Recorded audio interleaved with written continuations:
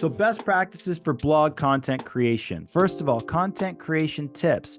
Write engaging, clear, and concise posts. Okay. Very important that you're making this content engaging. You want to retain people that visit your blog from the beginning to the end. Use headlines and sub-headline headings to organize your content.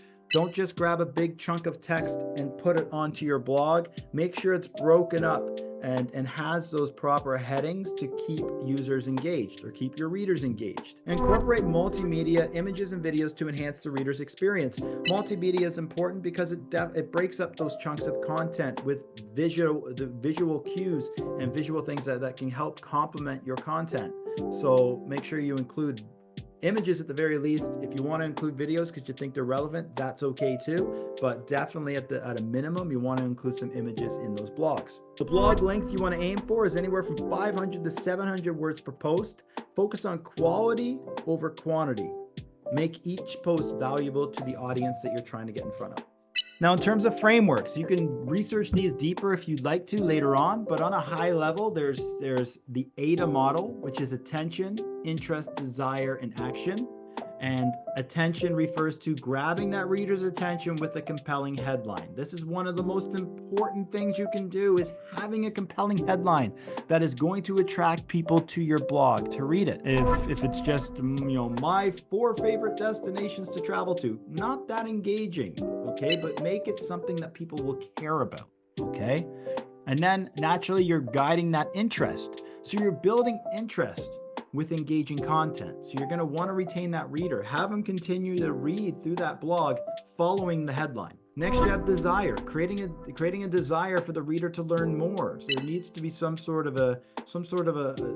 in there that's stringing them along as they're learning and educating themselves within your blog. And then lastly, what do you want people to do after they read your blog? That's that call to action. So include a call to action at the end of each of your posts. That call to action could be anything from read this other article on your blog, or read this other blog post. It could be subscribe to the newsletter. It could be visit this person's website. It could be anything, okay? But something that you want them to take action on, all right? That's meaningful and makes sense. Next, PAS framework. This is problem, agitate, solution, okay? This is a good framework for when you're writing your blog.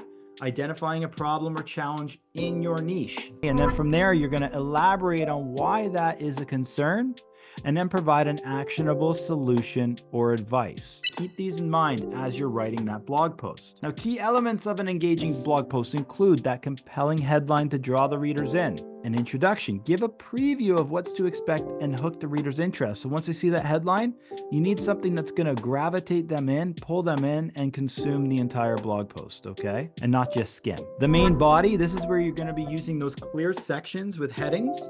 Short paragraphs and multimedia make the content more digestible. And then lastly, you have your conclusion. Summarize key takeaways and end with that CTA, call to action. Like I said before, it could be linking to another blog post, leaving a comment, or subscribe to newsletter, etc.